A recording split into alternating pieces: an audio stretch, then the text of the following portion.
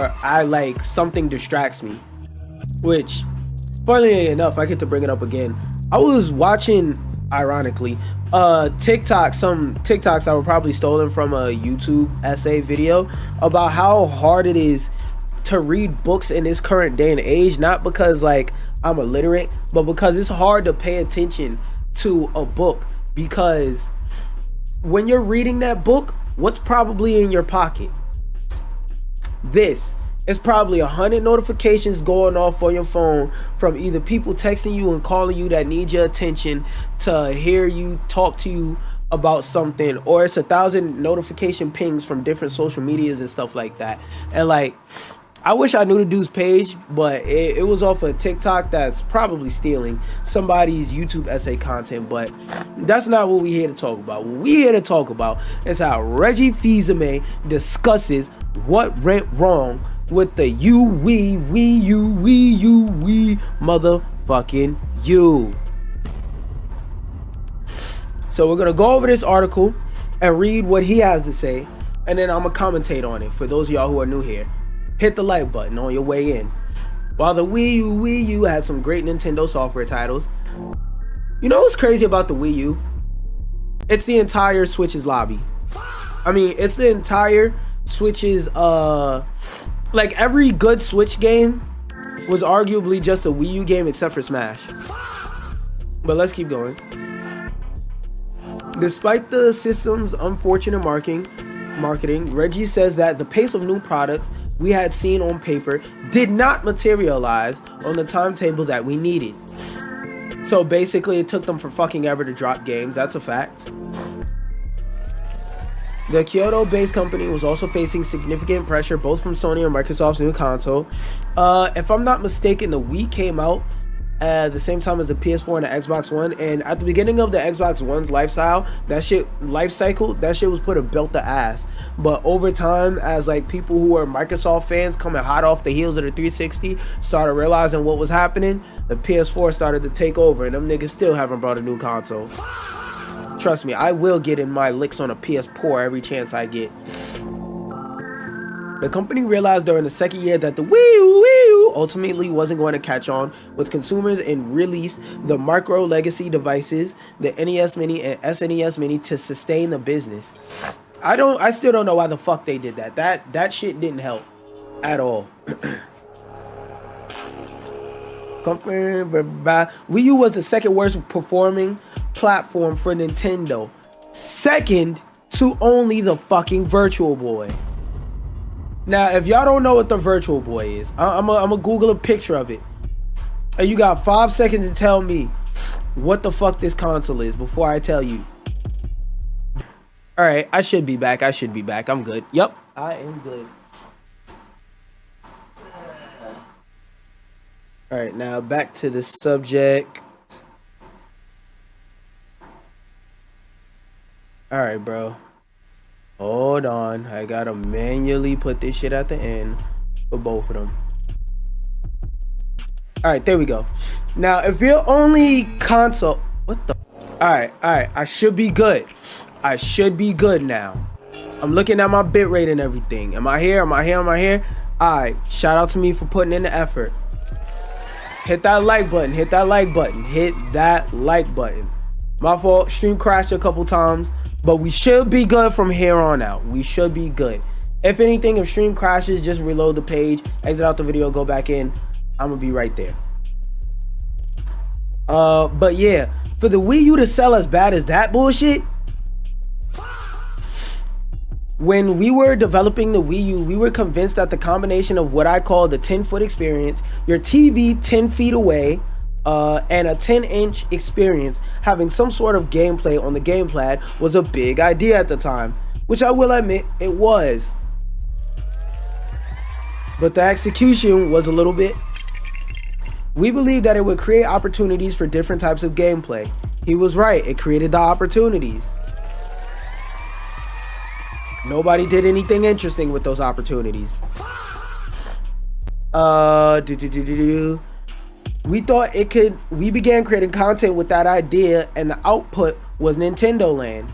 Nintendo Land fucking sucked, and you had to pay for it.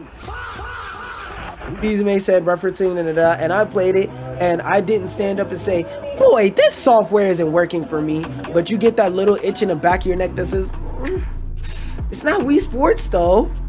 We launched, we actually did well in our first year, but then as players were looking at the next generation of Sony and Microsoft consoles, our sales really stalled. Because that first wave of Wii U owners told everybody, hey, don't join the second wave unless you're fucking stupid. The Wii U is deadass a Smash Bros machine and technically a Mario Kart machine, because it's I'm gonna go into that a little bit. We launched with 2 different SKUs, essentially 2 different versions of the same product. One had more memory than the other. The one with less memory was white and the other was black. If you didn't have a black Wii U, you was considered poor at the time.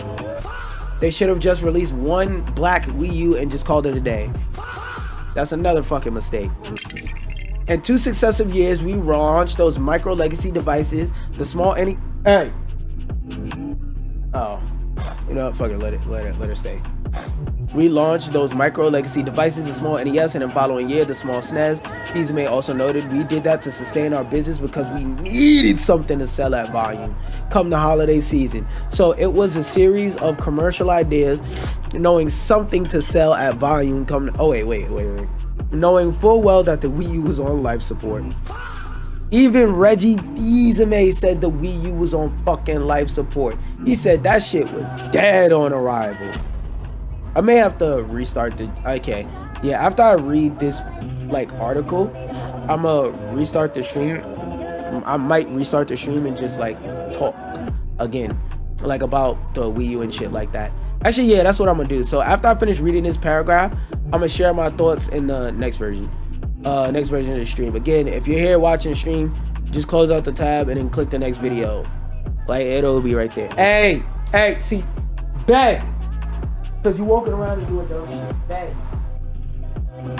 Hey, no. Lock in, twin. Bang. Twin. Bang. No. Pay attention. Bang. That's why I'm having you on the side. Hey. No. That's nowhere near what that means. Down.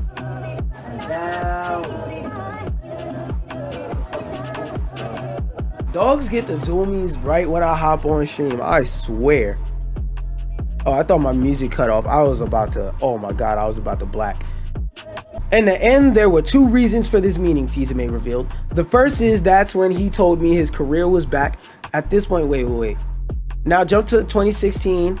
I'm called to Japan for a meeting and I argue with Mr. Iwata because I'd lined up activity for my birthday. He was adamant on the days that he wanted me in Kyoto and I would have celebrated my birthday in Kyoto. Oh, I thought my music stopped. I'm always conscious about my music starting and stopping. In the end, there were 2 reasons for this meeting, May revealed. The first is that's when he told me his cancer was back. Oof. At that point, we all believed he had beaten his cancer, but he wanted to tell me face to face that it was back. I mean, he did beat the cancer, but it came back, which is something that happens with cancer. I know because my grandmother had cancer multiple times in a row before she passed away. And we talked about that for like an hour, and then he like flipped the switch. Now we needed to talk about the future. Damn, that nigga really trusted you with the keys, which he was right to do because the Switch was a fucking banger. And it was a meeting that we did the launch planning for the Switch. With software that would come out, the pricing, and the Switch is a generational console. I feel like a lot of people don't realize that the highest selling console of the previous generation is the Switch. Which, can we talk about that for a second? I feel like a lot of people don't realize. My shit lagged? Alright, we good.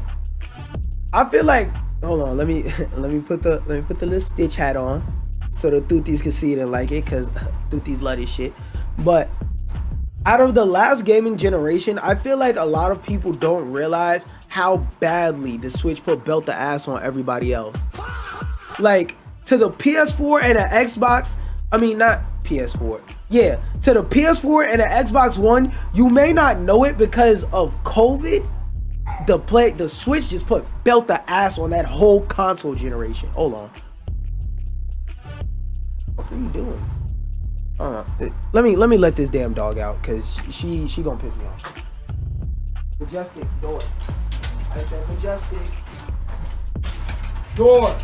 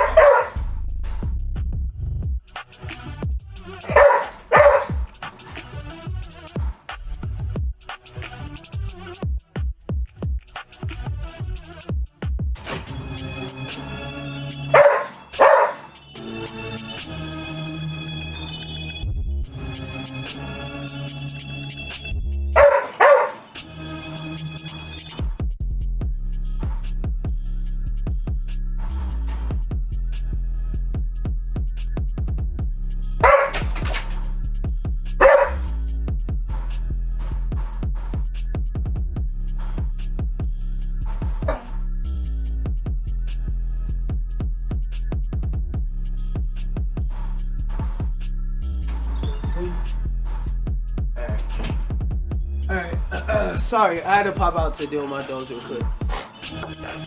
Oh, what's good, JM? What's good, JM? I see you. I had to deal with my dogs real quick. My fault. I am back, though.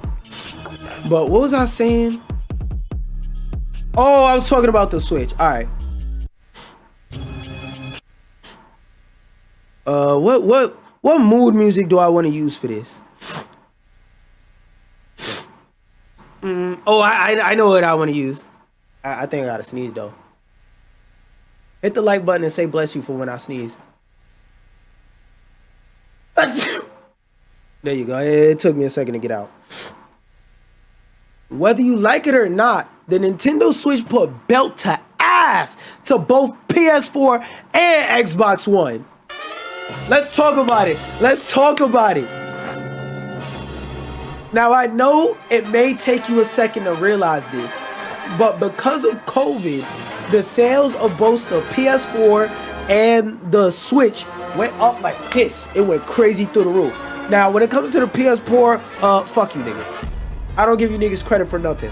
But the Switch is a very, very, very, very useful console.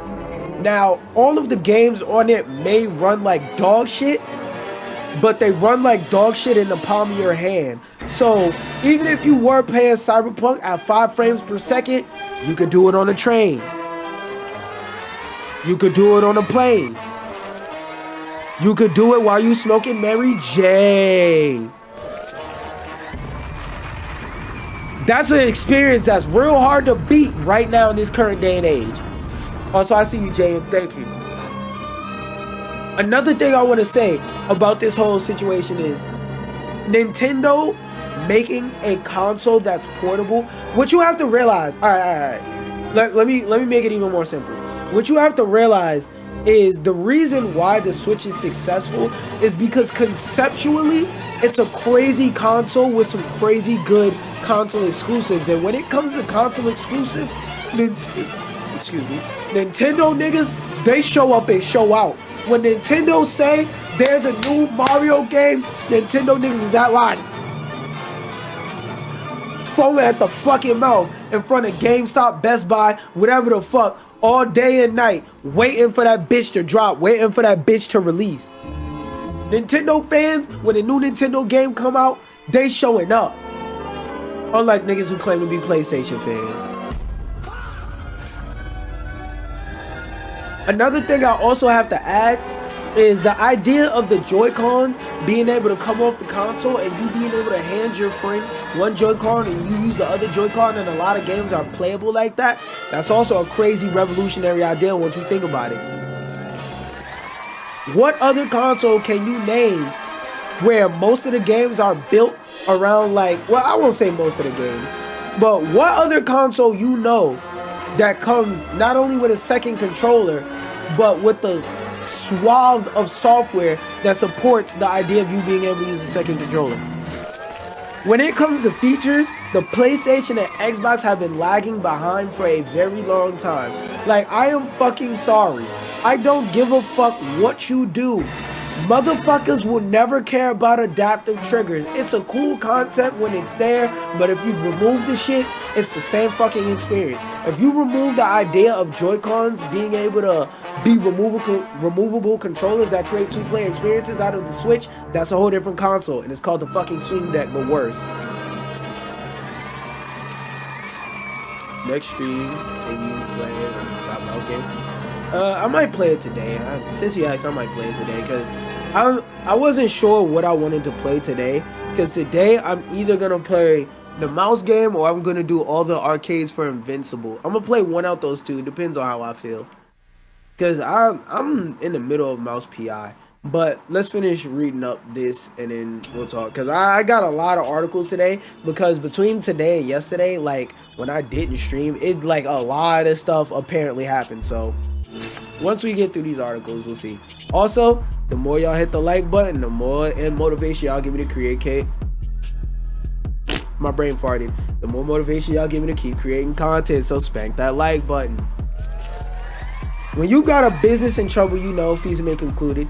And when you know you need to take decisive action in order to manage the situation, manage your key constituents, whether it's retailers or consumers, and then find a solution that would deliver success downstream. And for Nintendo, that solution was the Switch. That leveraged the insight we had about the 10-foot experience and the 10-inch experience, but the execution was different. Okay. I have several different thoughts about this. Also, we need to reload this tab so we can get the picture back. Why did the music stop? Did my drive mysteriously disconnect? What the fuck? Okay. It didn't. I guess my music just lagged. Oh. But yeah, why hasn't the page reloaded? Alright. Now, I already read the article, but the Wii U failed for a lot of fucking the Wii U sucked ass, and it was literally a Smash Bros machine from 2013 to 2017. Also, I find it funny that all of the Switch's like banger ass games are really just Wii U games. Like, what are two of some of the best selling games on Switch? Breath of the Wild and Mario Kart 8 Deluxe, which is just Mario Kart 8's DLC. Like, everything on the Switch was Wii U hand-me-downs. All of the games that motherfuckers would have loved if they played it on Wii U came to the Switch. And that's because every Nintendo console has a gimmick, and the Wii U had a gimmick worse than the Virtual Boy, even though the Virtual Boy sold less. Because like the idea of being able to have an iPad where you could play your games fully on it was cool, but it wasn't as useful as they thought. Because once you leave your house, that iPad becomes a fucking brick. You couldn't even connect it to the internet and watch YouTube or something like that. With the Switch, you could at least do that. And yes, Wi-Fi was a thing back then, so it has nothing to do with that. Oh, I just realized I could do the Invincible versus tier list tomorrow. But Wi-Fi had nothing to do with that, and the accessibility of anything like that. Like, that was a common thing back then. Another reason why the Wii U failed is the branding was weird. Like, if you weren't a fucking nerd, the Wii U didn't make sense. And if you were a nerd, the Wii U still didn't make sense. Because if you're a mom walking into a store with the amount of accessory slop that the Wii got, the Wii U sounded like the tablet was the only accessory when really it was a whole console. And on a philosophy level, the Wii U didn't make sense because, for those of y'all who are uninformed, the name Wii is supposed to have two eyes in it because it's supposed to follow the idea of it's a console built around multiplayer family type experiences. So to turn around and take the multiplayer console branding and then put a U behind it to say it's personalized, I swear I'm not throwing up double loc. It didn't make any sense. It's like saying, oh, we got a sauna with AC inside the room where you're supposed to be sitting in the sauna sweating. That doesn't make any fucking sense. That's what the Wii U's branding felt like. So yeah, I gave you the short version as to why the why the Wii U sucked ass and why it fucking failed spectacularly. Going on, I better not have to sign up for shit. Oh, Xbox CEO introduces new boot up sound after executive overhaul, but it sounds pretty close to the current one. Oh, this one, I just wanted to remember to listen to it.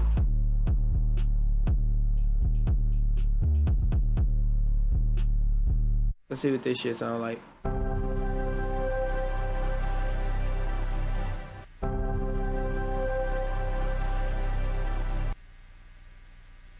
Moving on. Oh, this shit in fucking hilarious as shit news. The GameStop CEO trying to buy eBay says he was banned from eBay, but his page remains live with all the listings. So let me get this straight. You're the CEO of a company and you gotta sell shit on eBay to buy eBay? GameStop CEO Ryan Cohen is trying to acquire auction site eBay for more than $50 billion. By the way, GameStop's valuation is like $12 million. So a $12 million company is trying to buy a $12 billion company is trying to buy a $50 billion company. Now, in school, I got A's and B's in every subject. That's a true fucking fact. But my weakest subject in school was still math. So I may not be the greatest at math, and maybe one of y'all in the comments can tell me. But last time I checked, 12 is smaller than 50. How the fuck are they gonna buy this? Also, one thing I always say, this is not financial advice, but whenever I buy stock in a company, the first thing I think about is, what do they do that actually makes money? How do they make the bulk of their income? For example, eBay makes the bulk of their income by getting residual money percentages off of every sale of used stuff that happens on their platform. McDonald's, they make money by selling food. PlayStation, they make money by selling PlayStations and PlayStation games, getting percentages off of that. What the fuck does GameStop make money off of? They don't make money off of games, because I don't know any sane person that still buys games from GameStop. I don't know any sane person that buys used games from GameStop when eBay exists, when Facebook Marketplace exists. They don't make money off of selling used shit anymore. I don't know a single sane person walking by a GameStop or walking to a GameStop specifically to buy a Funko Pop. If they're not buying that bitch off of Amazon, they're buying it in any other place that sells Funko Pops, which could be a comic book store, a mom and pop store, a nerd store. There's a plethora of other places where you can buy nerd gear and nerd items, and people who are nerds are likely to go to the website of whoever the fuck is selling the item in the first place. So what the fuck do they make money off of? Like, this whole purchase, it doesn't make sense. It doesn't make sense to me. Cohen is known for trolling and shenanigans, and they changed the title of this article. That's why it felt weird to read. The GameStop CEO said, "I'm selling stuff on eBay to pay for eBay." Let me read that again. He said, "I'm selling stuff on." Let me make this nice and large for you. The GameStop CEO Cohen said, "I'm selling stuff on eBay to pay for eBay." This nigga is taking the Tommy Hilfiger shirt out of his closet, those old expensive shoes that he got, his Rolex, his yacht, his goddamn house. He's putting all that shit on eBay to try and buy eBay. This is like me working for a crack dealer and selling crack under them to make enough money to start being their supplier. This shit don't make any type of sense. This line of logic is so fucking crooked. It's like, bro, like, seeing stuff like this makes me understand why a while ago the French CEO was saying, "Oh, the reason why we can't sell games is because all these games are DEI slop." Like, what the fuck are you talking about? It now makes sense. The person above him is just as fucking stupid. Like, what? Like, how does this logic work? This is like if I owned a house and you were trying to buy a house, and instead of getting a job or something like that, you said, "I'm gonna do a garage sale of my stuff in your yard to build up the money to buy the house." What the fuck? What, nigga? Cohen's eBay page includes 36 items, and each of them includes a hand-signed copy of the letter he wrote to eBay. This nigga's selling anything. He doing anything to make it seem like he got a product worth buying. He don't. Just like the entirety of the GameStop store, this nigga ain't got shit for sale of value. And if he do, he gonna charge the fuck out of you for it. Nigga gonna charge you $1,000 for a page of an old comic book that don't nobody fucking want. Cohen's eBay page included, past tense, 36 items, and each of them includes hand signed and talking about how he will massively cut costs to help make eBay a legit competitor to Amazon.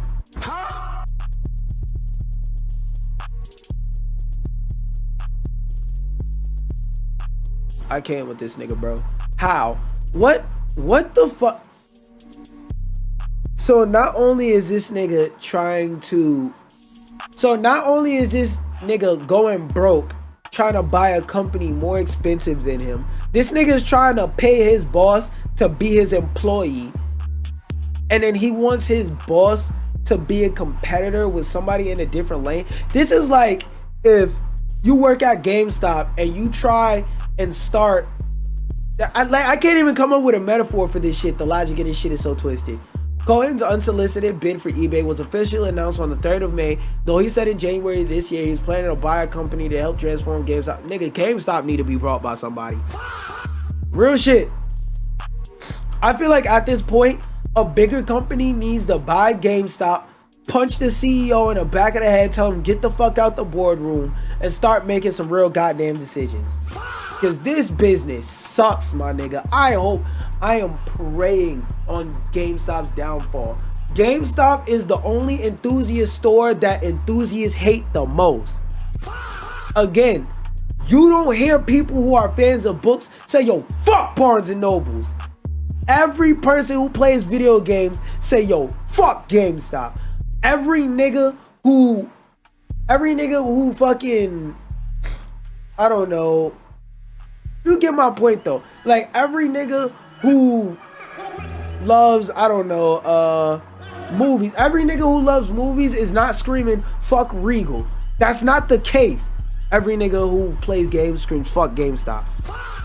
I don't get it. You don't hear sneakerheads say fuck Foot Locker. You don't hear art fanatics say fuck Michaels en masse. You do with GameStop. Some key players in the market believe it is indeed foolish. Everybody, nigga, if you have eyes, this shit is foolish. I found a fork in my kitchen this morning too, since we saying stupid shit. GameStop shares jumped on the evening of Friday the 1st, May 1st, after the Wall Street Journal reported that he was looking to buy eBay. Why the fuck would the stocks jump? Anybody who bought this GameStop stock is a fucking idiot. This is not financial advice, by the way. It's a fucking idiot because, again, what the fuck do they make money off of? What the fuck made you think these niggas was able to buy eBay? GameStop was confirmed the deal proposal, including the big debt, on Sunday to May 3rd. eBay shares followed a similar pattern and are also up over the past. At this point, eBay could buy them bitch ass niggas. The company's president and CEO recently sold millions of dollars worth of company stock. GameStop started acquiring shares of eBay in February this year and currently owns about 5% of eBay. Cohen's proposal is to buy 100% of eBay at $125 per stock in cash. It's not gonna happen. I don't know, bro. It's not gonna happen. GameStop as a company has a market cap of around 12, and compared to eBay's 46, Cohen said that the $20 billion in debt financing from TD Bank. You're not getting a bank loan. You're not getting a bank loan. Like Captain America and Falcon and Winter Soldier, you're not getting that loan, buddy. Banks give out loans based on what they believe you can pay back. Quite frankly, I don't know how the fuck your stores are still open. GameStop also has about $9 billion in cash on hand. No, you niggas don't. You got $9 billion worth of Funko Pops in your stores. Every time somebody walks into a Lego store, every time somebody walks into a GameStop, the first that happens is they trip over a box of Star Wars Legos and go, Ain't shit in them fucking stores. Don't nobody want to buy them Minecraft foam swords. The fuck out my face. In an interview with CNBC, which featured bizarre moments, Cohen said GameStop could issue more stock to help pay for the proposal buyout of eBay. Cohen later appeared on blah blah blah. Do they have that clip? Because I saw that clip. Alright, damn, they don't have that clip. Because the rest of this is just gonna talk about that clip, and if I don't have it, it's no point in talking about it. But that GameStop CEO, that nigga's stupid. I was gonna do something more with this, but I'm not. And for Stranger Than Heaven, do I watch that now? Yeah, I'll watch Stranger Than Heaven now. I've seen some of this, so my reaction is not raw, but in case I make this a separate video, where, oh wait, hold up, let me lower my table down. Dollop a daisy. I'll keep the music on.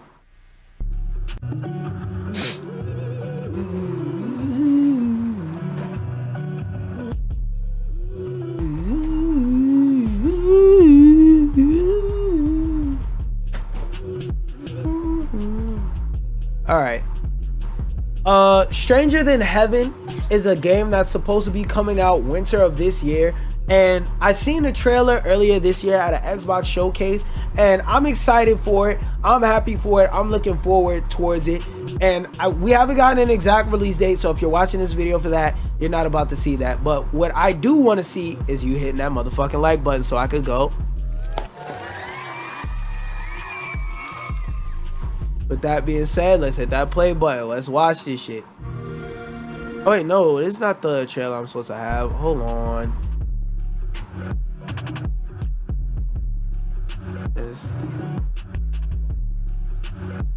Stranger Than Heaven, heaven I had. This is not the, there we go. This is the one that it's supposed to be.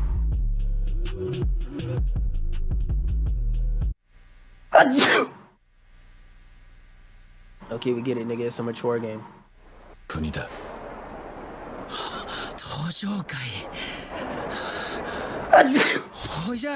Throw me a bless you in the comments, chat.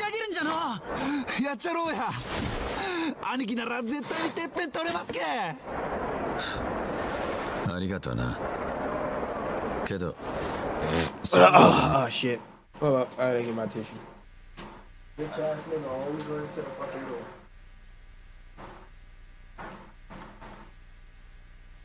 Ah shit, this the end of the road. Fuck it.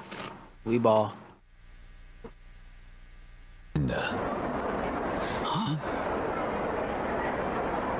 俺たちみてえなヤクザもん帰る場所のない連中が生きていけるそんな場所があったらいいって思わねえかねえだろそんなの I don't だから作るんだよ Okay, okay, I fuck with it. He said I'm gonna lead my people to freedom by creating a town where we could all be free. Just don't do that shit in America for black Americans, because we know what happens to that shit. If you know, you know. If you can hear it, you can hear it. That right there, that's the Japan you've been dreaming about. That's D-O-double-G. In heaven. This little title track they got for Stranger Than Heaven, that shit is hard. Hold on. Buddy. Come here. Go lay down. I love you, buddy. Down. Thank you. You don't like your kind. Damn. I also wonder, how is this mechanic where you're playing in different time periods gonna work? Like, are we gonna be time traveling? Is it gonna be the story cuts to different people in the same family that were part of this plan and whatnot, and showing you the history of it from rise to success, where it's at its strongest point to fall? Like, that's what I really want to know about this game, because story wise, that's the thing that interests me the most. And also, I heard something really cool about the gameplay that we'll get to in a bit. What's your story? Just a poem for the Yakuza. Some things never change. War never changes. Obsessing over one man's death. This combat looks fucking crazy. Niggas hitting him with the BBC hammer. Yeah, beat his shit and smack that nigga with the ruler. He should have turned in his homework on time. My life can't ever begin. Strangers in heaven. I'm from the west coast of LA, but I'm in Japan, nigga.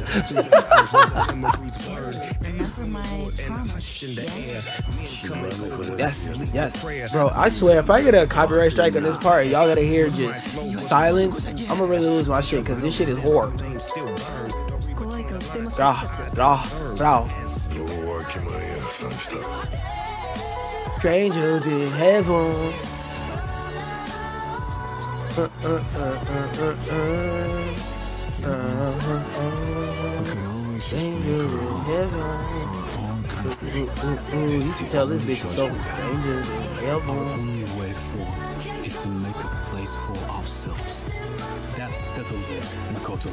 But we gotta do it through gang banging. Accept us. We'll carve out our I wonder if they gonna be own saying right cuz from in this game. mindset. Hey, we gonna free Japan, cuz. Hey, cuz, you wanna let a lope come up in your Japan?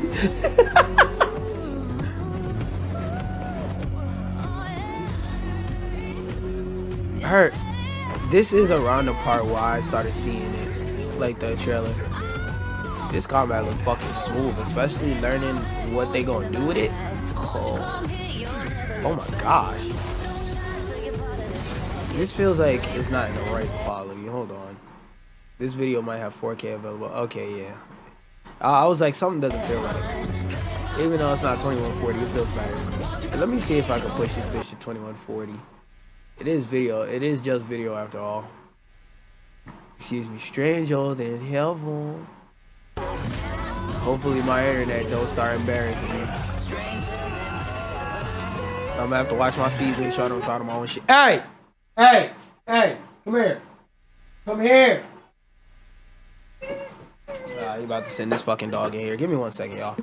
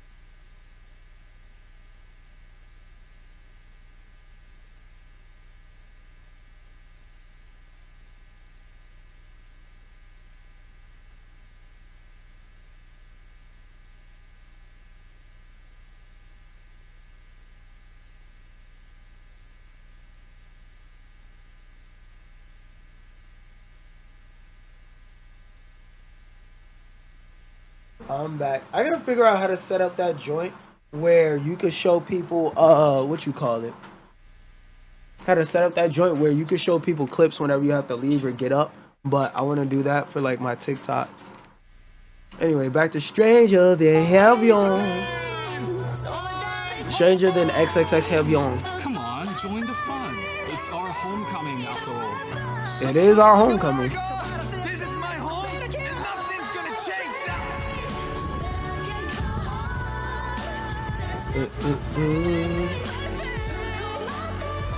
Like, one thing the person I was watching was saying that I really like resonated with, felt, is you could tell the dude that broke off from the Yakuza studio to make this was really a project of passion for him. It's really something that he sat down and made because he really wanted to fucking make it. Also, I need y'all to clap it up and hit the like button for how I casually just threw that in the middle of my sentence on par, on cue, with no cue. Being an entertainer is a skill. Never forget that, fuck nigga. Grah, grah, grah, boom. Wow, wait, is this live action? What the fuck? Why they not using people in the game? What the hell is this? They announcing they got a concierto that they're doing.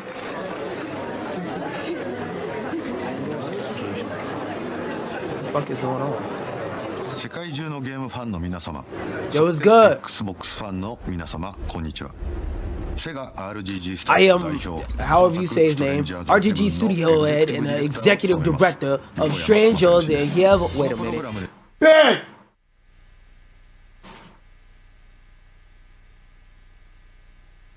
I'm dead ass, bro. Both of y'all. Y'all not gonna do that fighting shit because I'm talking about computer. All day, y'all calm. Down. Thank you, puppy.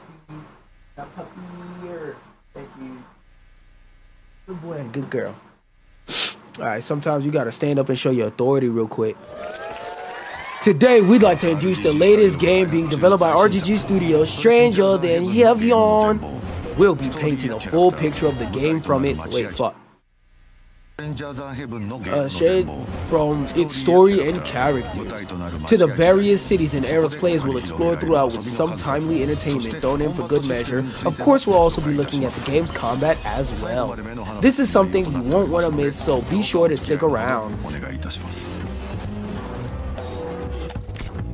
The story. I know I gotta read it off screen because y'all won't, y'all don't have the attention spans to pay attention, so I gotta read it off the screen for y'all. Don't worry, I got you, twin. The story. Our story begins in 1915. A lone boy happens upon a suspicious ship in the port town of San Francisco and sneaks around, all to escape a cruel and difficult life in America. The boy's name is Makoto Daito. He's of mixed heritage, born from an American father and a Japanese mother, a rarity at the time. A man of industry, Makoto's father traveled all the way across the world, settling in many different places. The family eventually settled down in his father's hometown in America. However, not long after they arrived, Makoto's father abruptly passed away. A Japanese mother and a child with little English proficiency were left alone without the protection they once knew. As was unfortunately common back then, they soon found themselves the target of wicked and baseless prejudice. Yeah, I need y'all to remember and I need y'all to know, black people weren't the only people persecuted in America. If you wasn't considered the right type of white, you got history being persecuted in America. That's why if y'all watch Sinners, y'all realize that Irish dude was saying, hey, they enslaved us too, bro. We on the same side as you, twin. That's why he told them, hey, them Klansmen that came here to kill you, they not with us. We don't fuck with them. But they are coming here to kill you tomorrow morning after taking your money because they don't fuck with you. The cruelty took its own toll as Makoto's mother, desperate and suffering from years of heavy exhaustion, also eventually passed away, leaving our protagonist for the first time in his life completely alone. It's here he's met with a pivotal decision: stay in a dangerous and potentially damning America, or try his luck in Japan, his mother's home country, a place where many should look just like him. Makoto boards the ship alone without anything to his name. All too soon does he realize the force of nature he's about to contend with, a man who knows how to play the game better than most. The cutthroat and charismatic smuggler Orpheus. The fatal encounter with Orpheus would greatly change the course of Makoto's life.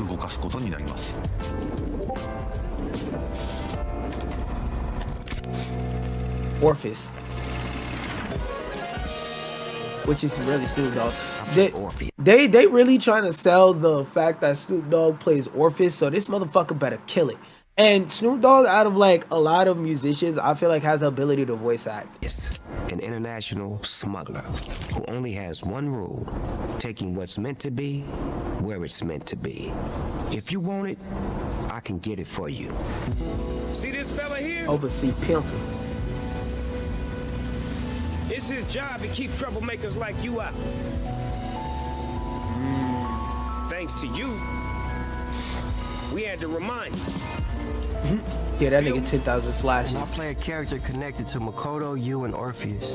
But I can't get into too many details, so let me tell you about Orpheus. See, Orpheus... So they made a character trailer where characters who are talking about characters can't tell you about their character? That's like making a gameplay trailer and saying I can't talk about gameplay. Majestic.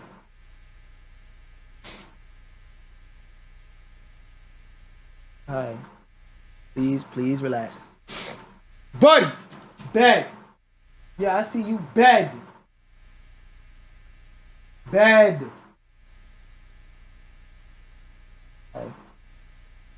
I see you need huggies. Bed! Yes, you. Bed! Hi, Majestic. Hi. I know you a sad girl, and you want to wait till I hop on stream to ask for attention. But you gotta relax. You gotta relax, okay?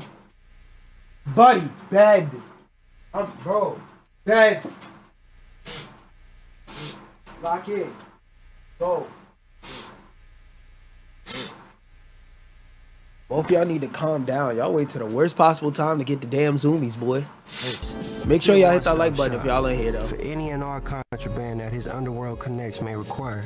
I'm talking weapons, ammunition, gold, silver, green, white, a little bit of this, a little bit of that, even state secrets. He always delivers. The name Orpheus, that's just a nickname, nothing more. He's a dangerous globetrotter. That nigga watched all anyone knows fucking The about him for Matrix sure. once and say, yeah, I'm gonna name myself Morpheus without the M. Those little punks were just the same in the beginning, until the moment they spat out those last words, when their asses were going to be left for good in the middle of the Pacific. Want to tell me why you're here? I want to go to Japan. We got nowhere left in this world. That's why we heading to Japan. Take a good look. Oh, is he one of Right them? there, that's For the the Japan Asian you've been people? dreaming about. See, Orpheus realizes in that moment, I fuck with it. Black characters don't only have to play black people. Put more black voice actors in the motherfucking industry, nigga. that maybe what he's destined to deliver are the lives of these two boys. Getting there is one thing, but how will these kids survive? I'm a in this 1.5 place? this Stranger than until heaven. I get to like the part where they're speaking Japanese. Even that cold-blooded dealer felt a spark of curiosity. Taking advantage of the fact that he speaks Japanese, Orpheus brings Makoto on as his sidekick, his wingman. Through countless jobs and deals, Makoto learns tricks of the trade on how to stay spooned and grown, dipped and whipped, zooted and booted, gooded and looted. I ain't gonna go too more, but the hard I don't think we want you to. What the fuck, bro? Relax. Relax. He's right outside. Relax. You will be fine. Buddy, stay up there. Stay over there. You'll be fine, Majestic. Oh, I think it's their fucking mating season. That's why these two niggas is getting annoying. Bless me. I'm about to sneeze. Two dogs on top of it being the spring. I'm gonna just be sneezing McSneezington these next few streams. Jeez. edge of the business and how adults blow off steam, if you know what I mean. Now that's when Orpheus discovered the kid has a talent that nobody's seen coming. That's singing. His skills still had a long way to go. Okay, I'm gonna lower the quality so this 1.5 runs smoother. Nobody can ever match that. Music is the great equalizer. It transcends barriers, captivates and unites people. Makoto was always an outsider wherever he went. And finally, he found a place he could call home, where he belongs, where he's treated equal. A legendary smuggler shrouded in mystery and a boy with nowhere to go. Their meeting and their party sets this strange story in motion. But this is only the prologue to a much bigger story. One that begins within their meeting in 1915 and unravels through 50 years of Makoto's relentless, unforgiving fight to survive. Things the era wouldn't allow. Things society wouldn't forgive. Oh, so okay. So the story is going to be in sections, and the story Hey! Alright, I gotta put this dog in the cage. 1 second. God damn it.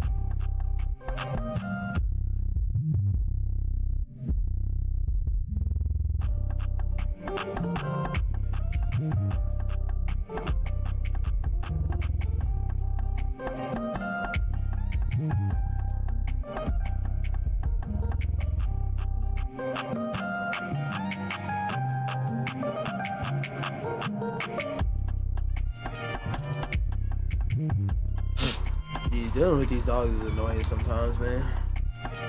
Cause sometimes they're peaceful creatures and then you play with them and then you have joy. Then there's a time where they just act fucking annoying and that shit is aggravating. But back to Stranger, the Helvion. Drawn together across time. A strange twist of fate. It's the story of men who fought, clawed, and struggled to carve out a place for themselves in a Japan undergoing violent change. So keep your eyes on the characters we bring to life, on the choices they make, and the paths. Oh, that's right. We're gonna be playing. Oh wait, I gotta get up and get my water. So you're gonna be playing Japan through a lot of different eras since this goes over 50 years. And one of those eras that you're gonna be going through is like World War I and II, which both of which Japan was very involved in and had a major cultural shift due to the fact that what's it called? Oh, due to the fact that a lot of foreigners started coming into Japan and the culture started changing and whatnot. Japan's pretty slick, ain't it? Welcome to Japan, fellas. Oh shit. Hold up, I need to read this shit. Playback speed.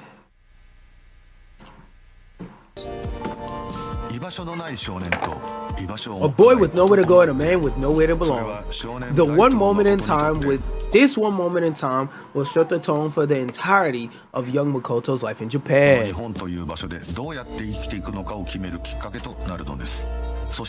Granted, these aren't the only players in Makoto's story. Oh my fucking god.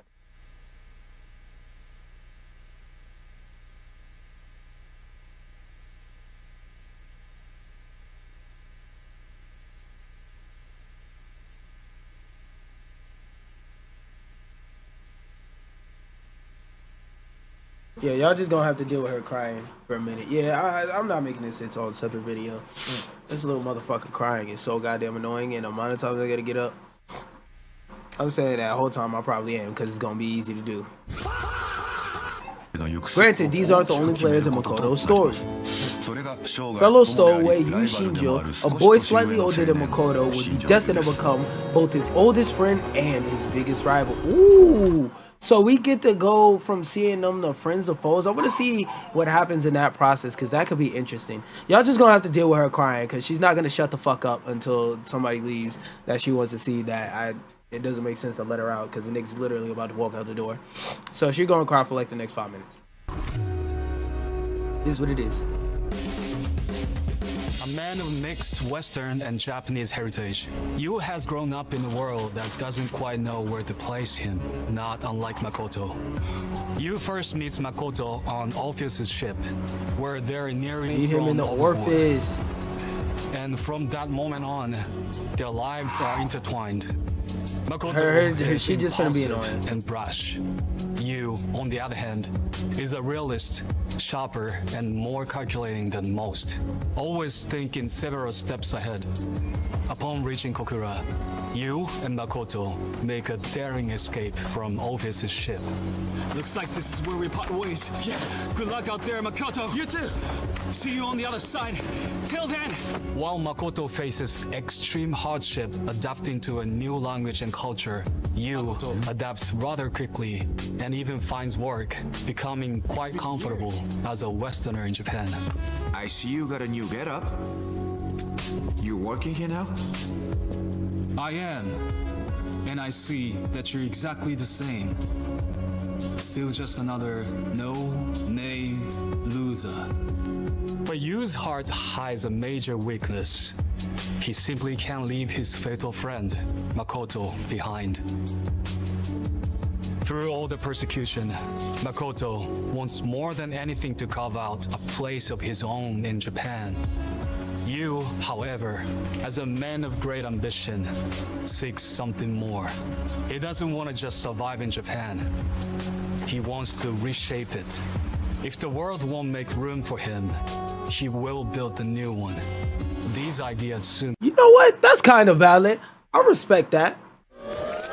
Either make room or somebody's going to move you to make room. clash, and our stowaways decide to walk separate paths. But fate, of course, has other plans. A unique opportunity presents itself years later and reunites them as partners in show business. Adapting the famed Yashima name from their Kokura days, Makoto and you then enter a chaotic and unpredictable new chapter in Minami as Osaka's latest and greatest showman. Here, Makoto, with years of Yakuza experience from his time in Hiroshima, becomes a true force to be Ooh. as he tangles with Osaka's many crime I wonder how syndicates shooting and is gonna even work out Italian in this mafia. game. Naturally, with Makoto as the brawn, that leaves you to play the brains. Using his wit and intellect, you navigate the world of underground entertainment, leading to a face-off with the Japanese government. Makoto Daito and you, Shinjo. One path, two different strides. And that's only the beginning. 30 years after meeting at sea, the world is changing around them, giving way to even greater tragedy. From here, the story heads toward a conclusion. Almost no one could predict, but that's only part of it. This is far more than a story about crime or ambition. Okay, It's a yeah, story YouTube's player isn't ready for this because I'm looking at my CPU. My CPU isn't going crazy, so that just means YouTube's player can't accept it. of identity, belonging, history. A story of friendship, of lives, of wills. Are you still fucking crying? Oh my god. Crybaby ass nigga. Determined not only to spin the wheel of fate, but to shatter it. Rags to riches. It's a tale as old as time, and more fitting than ever. It is my hope you will experience this remarkable tale for yourself. Yeah, my RAM is at like 50. The City. Stranger Than Heaven is a game that will follow the lives of protagonist Daito and his lifelong friend Yu Shinjio over the span of 50 fucking years. Now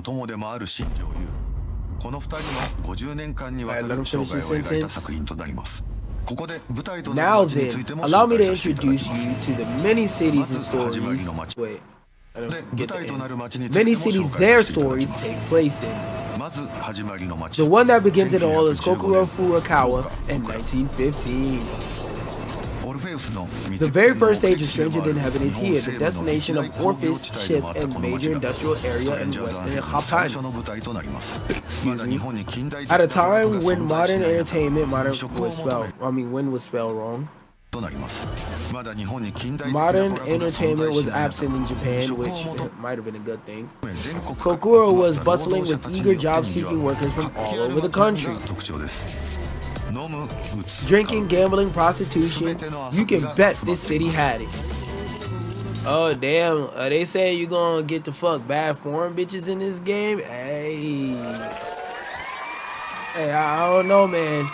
Ball and gun gamers are gonna like the idea that you can engage in prostitution in this.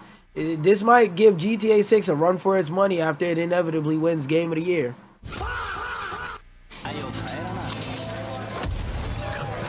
Ugh. Spec that bitch on the table. The next stage is Kyuroke, Hiroshima in 1929. The city centered on shipbuilding and heavy industry. It also functioned as a social hub for various countries, giving it a unique atmosphere. While entertainment like movies was spreading fast and Japanese culture was becoming more and more modernized, it was also a city controlled by one of Japan's leading Yakuza organizations. A labyrinth of underground waterways and hilltops adds even more thrill to the adventure. So there's going to be a lot of different environments to traverse through. Our story then moves to Japan 1943, a Minami, Osaka, one of Japan's top entertainment districts. My voice is getting more slurred the more I have to read. Amid tense world affairs, a visit to Japan's underbelly quickly reveals just how steep and foreign culture the country has become. People may praise Japan on the surface, but behind the scenes, foreign cultures take the spotlight. That's even true till to this day. And all while the Yakuza and Mafia compete for control from the shadows. A new era also means new forms of entertainment unlike anything Japan has seen before. Little girl, go lay down. Oh, my fault. Maybe that's something I heard in the game. My fault. Sorry, girly. What the fuck? Did they have you try to pump down water bottles? That's such an American concept to use a shotgun to take down a fucking water bottle. After this, the scene shifts to 1951 and Atami Shiozaka, a farm famed towards destination. And lastly, our story closes in Tokyo 1965 in Kombucha Shinjuku. I don't know how to pronounce that shit. A tremendous secret will be revealed there, so also allow us to share gameplay elements from this portion another time.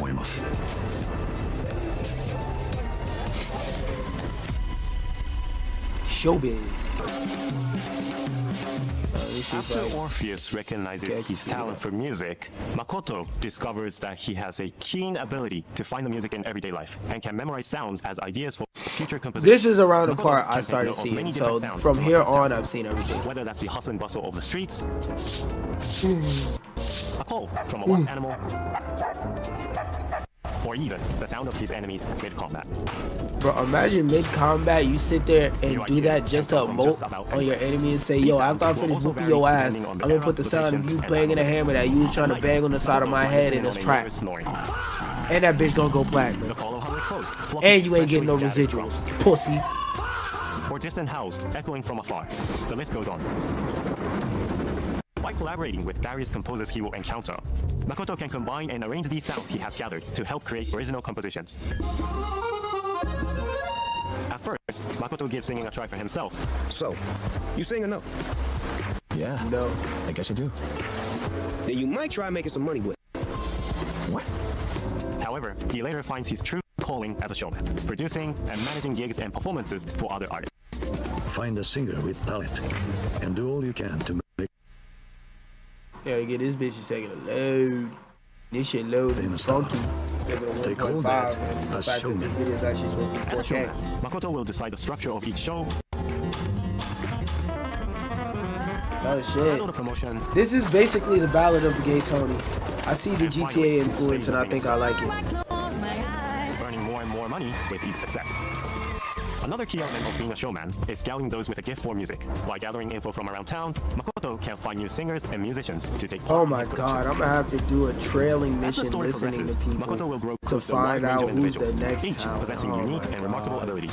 Still, among all this new talent, in That shit's Makoto's life gonna as a be showman, a the whole most 10 hours impactful and a are 20-hour undoubtedly the singers. story. Some who you may know already.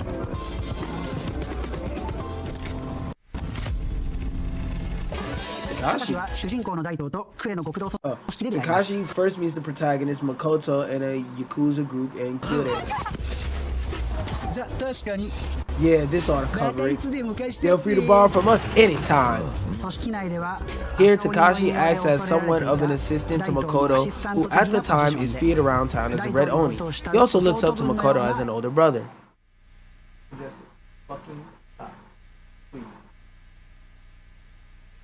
Thank you. He left. Majestic, you heard me? He left. He's not here. He at the other house. Due to certain circumstances, Makoto becomes a member of the Iwaki family, infamously considered the strongest in Hiroshima. Majestic, come here. Hi. Can you please relax? Can you please relax? Please. Please relax. Please. Thank you. Takashi stands by his side at all times in this chapter of his life, but Takashi has a hidden hobby, rather unbecoming of a Yakuza, which I didn't read, and that is to sing and play piano. Niggas can't play piano in peace? While it doesn't mean much to the other members of the group, Takashi desperately tries to hide his love for music until one fateful day, the Moon Makoto finds out. The hell? Penis Anno. Hey yo, quit that dumb shit, nigga. Who said that, huh? You said that shit? Bitch ass nigga. Hey, you think that ought to be enough? Huh? On a chorus! Every showman. Hey! Relax. Oh my god. Get your annoying ass on the lap. Come on, Lappy. Happy, come on. Annoying ass nigga. And you better not cry on my lap, because you getting kicked off. Ever the showman. Hey. We're not doing action shit right now, because you will get kicked off. Look at this. Stop. What is this behavior in a dog? Look, I'm actively moving my head and she keeps moving with me. Relax. Re-fucking-lax. You got one more time. You got one more fucking time. I'm trying to be nice. While I talk to the computer. Alright, see, you're doing too much. You won't relax. Off. You will not relax. Off. Because if you hit my nose actually hard, and look, see? That's another reason why you need to sit the fuck down. Sit down. Sit.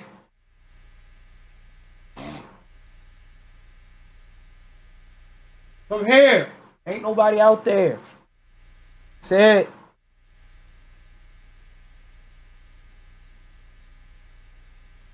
Damn, getting on my last nerve. Ever the show, man, this gives Daito an idea. Get this guy to perform and watch the money pile up. All right, you're going in a fucking corner. You're annoying.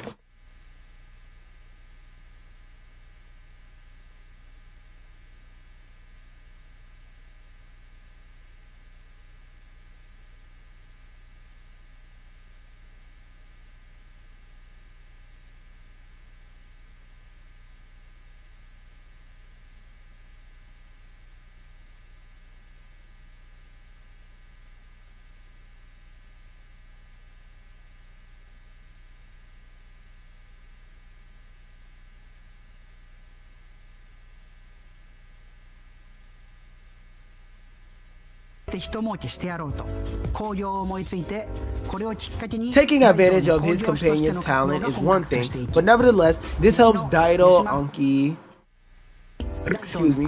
cement his own gift for showmanship. This later opens up the doors to both Yashima Entertainment and the Tojo clan, making this a major turning point in our story. What kind of songs will Daito and Anakaris create? How will players change them up? We'll see, nigga. He didn't say nigga, but. And just what role will I play in all of this? You're gonna voice it. That's the role you play. Of course, there are other important singers in this story besides Takashi, and their roles are just as vital. Oh my fucking god. I swear to god. I don't be making this shit up. Y'all see, every time I fucking cut the stream on, I get 100 notifications. Oh!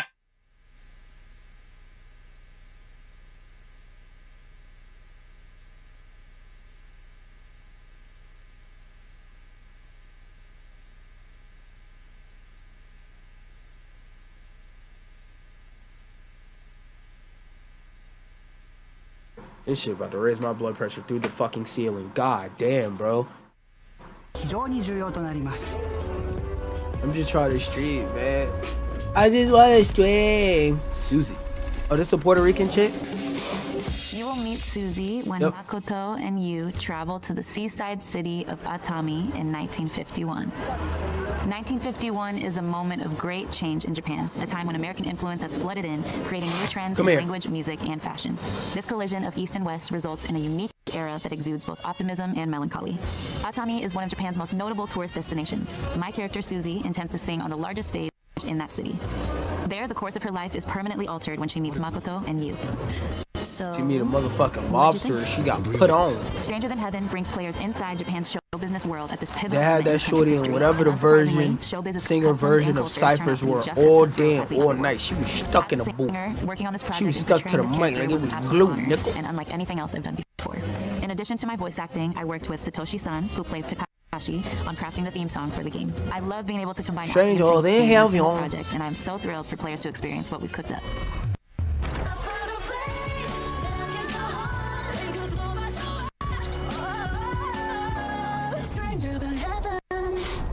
これまで紹介したようにストレンジャーザヘブンは5つの時代、5つの舞台、そして50年間の生涯を描いた作品で。Stop that.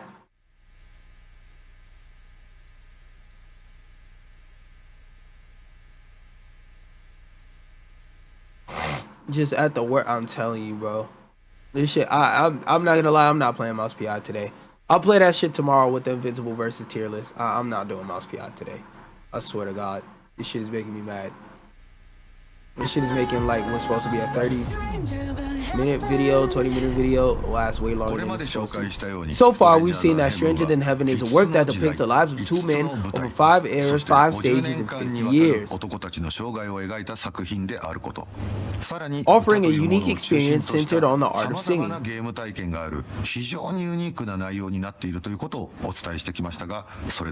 But that's not all we have in store. Behind his music-making persona, Makoto's... Wait, did I slow it down? I just dissed you. His true self is embodied by things, his indomitable spirit and his incredible fighting ability. With that, let's take a look at another unique portion of Stranger Than Heaven, its brand new combat system. Okay, this is unique as shit. Combat in Stranger Than Heaven. Allow me to introduce our new combat system, which can easily be considered one of our biggest features of this title. The true star of combat this time around is that for the first time, players control the left and right side of our protagonist independently.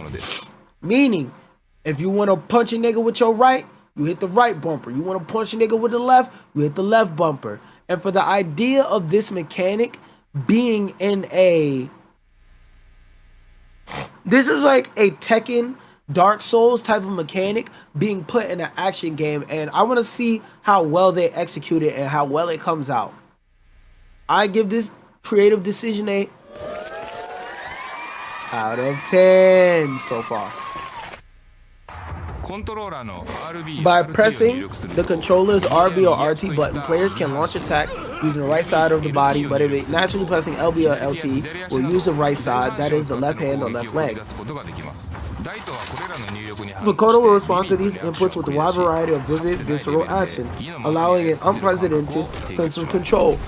Also, if you're not paying attention, there's going to be specific combos, meaning you can't just mash like this the buttons on the back of your controller. Because I'm also assuming that there's going to be some type of stamina system on top of that.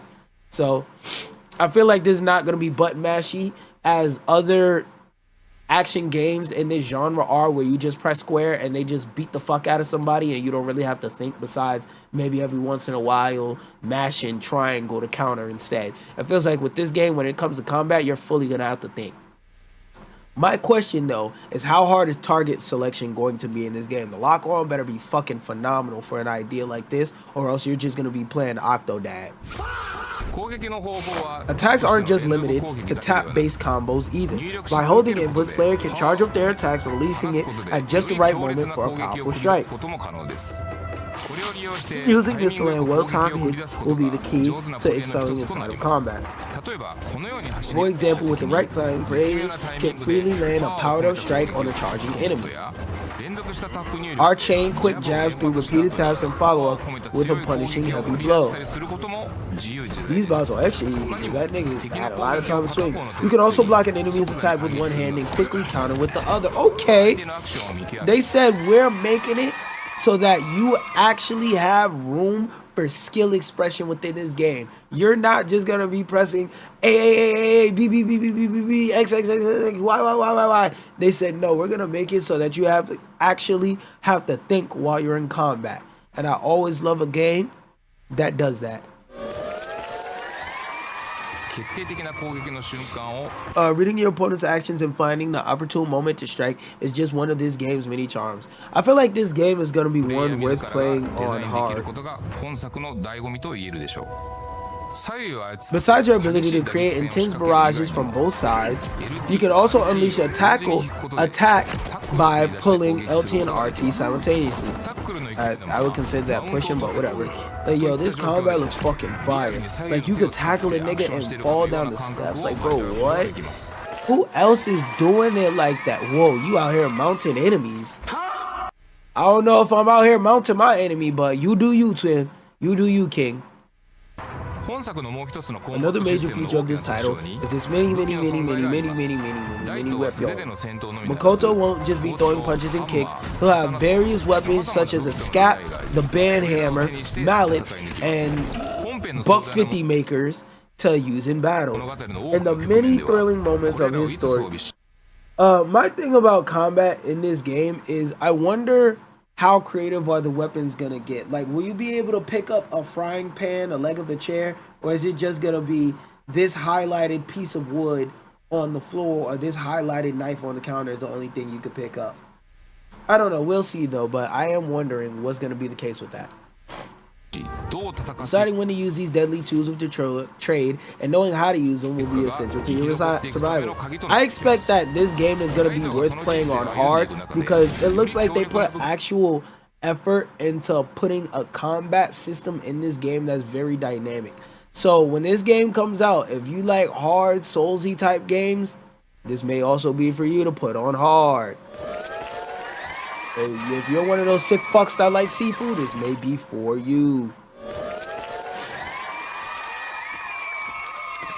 Makoto may even find more powerful weapons as he goes through his life. Well, as he goes through life. Yeah, because, you know, guns and stuff like that invented. Also money. These can range from masterworks of old to brand new inventions of the era. Yes, sledgehammer. On top of that, by using newly obtained resources, Makoto can make these mini armaments much more deadly and even unlock additional opportunity. God damn! He hit that nigga so hard, all bro saw when he jumped in the air was in the arms of... Like, damn, bro, I would hate to be him. Good thing I'm not. Obtaining and upgrading weapons is yet another necessary step in staying alive throughout the game. In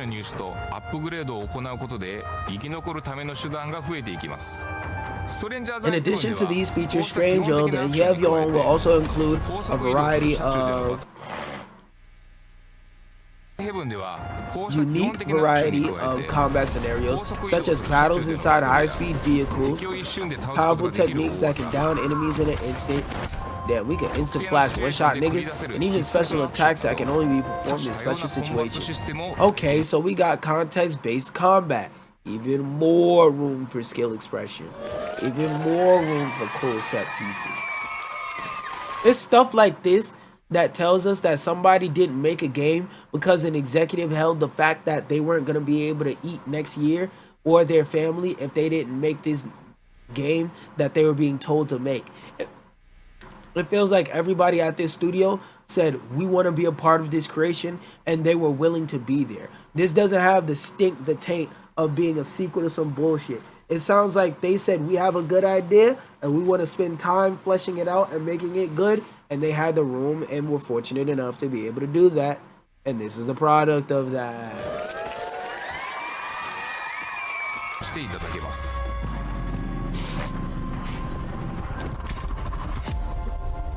Makoto Daito!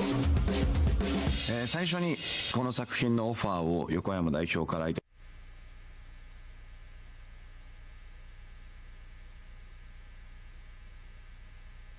Holy buckwheat, bro. Damn. So much fucking reading. Oh my god. You know this game ain't meant for Gen A. When I was first offered the role of... I can't pronounce that. Son, I remember being shocked, seeing as many of my own life was overlapped with Makoto's. When I was first offered...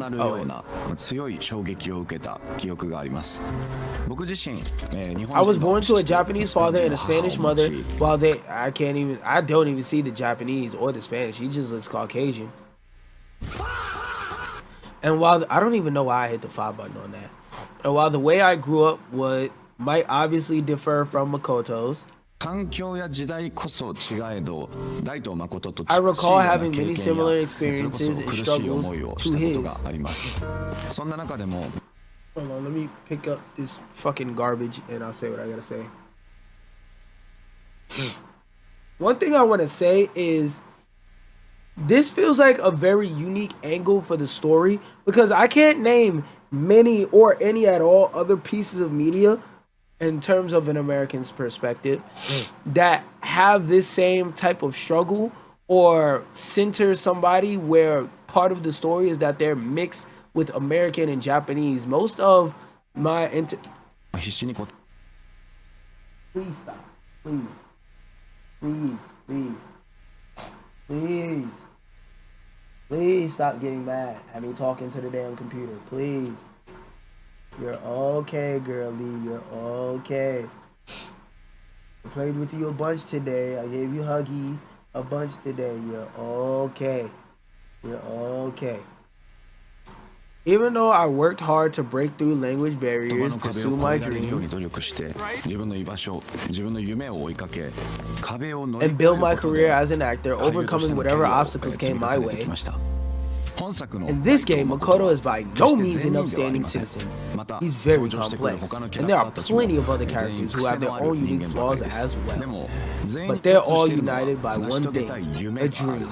These characters live for that dream. And it's by chasing these dreams that people often do their best. No matter how hard things are, they keep struggling until the very end. I believe it's their strong wills and shared determination to keep going that makes this game so compelling. Right now, I'm taking on some very difficult acting challenges for the sake of this here project. Still, I'm committed to giving as much of myself to this game as this character is putting all the skills, experience, and passion. Jesse, please, please. Bed. Bed. Bed.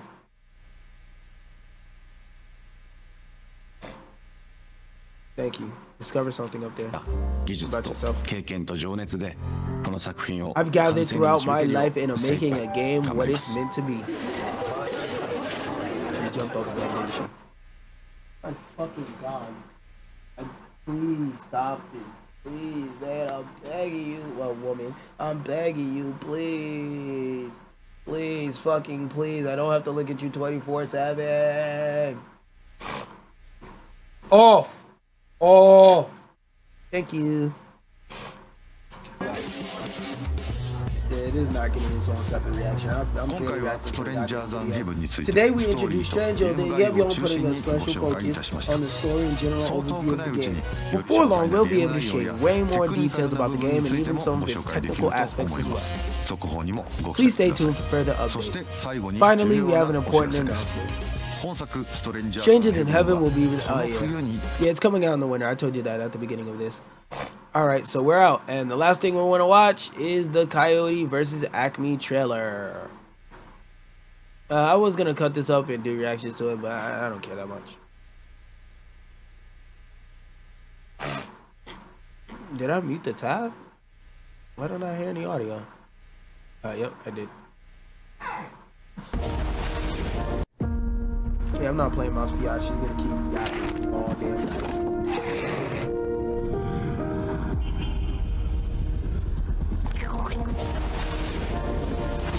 He said, meow. That nigga said, meow. Them bitches about to take off in a second, I think. Yeah, oh, them shits took him off the map. A wholly owned subsidiary of what? Of the Acme Corporation. Have you been horribly injured by a product made by the Acme Corporation? It's not your fault. There's probably someone to blame. The name of the case is Coyote versus Acme. Wile E. Coyote. He is reckless.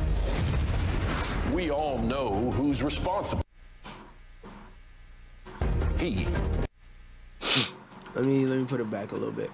Despite what niggas say, I thought I was gonna talk about this longer, but despite what niggas say, John Cena is actually not that bad of an actor. There's a lot of wrestler actors, The Rock, that's not that good actors and basically play themselves in every role. I feel like John Cena is actually able to show a dynamic amount of emotions. You've been settling Acme cases for years. I could probably get you $250 for that. This is your opportunity to really show people what you're capable of. These companies think they can do whatever they want. We're sick of it. Coyote versus Acme trailer. That's real fucking crazy to hear. Nothing to see here. We really have nothing. We both know it would be very unpleasant if anything bigger were to become public. Ooh. I don't know what he's talking about, but I want to find out.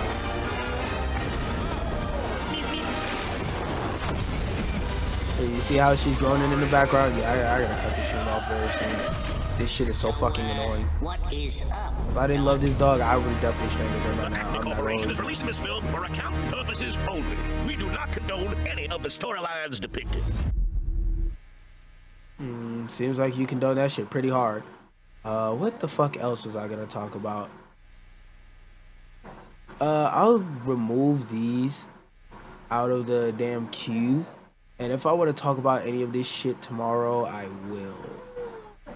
Like, look, this bitch is crying. This shit is fucking stressful. I literally have to cut this fucking stream off and give her constant hugs and attention, or else she will not shut the fuck up, and it's just gonna stress me out. So peace out, y'all.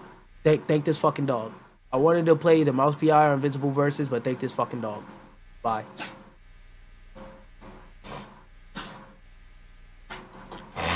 Bed.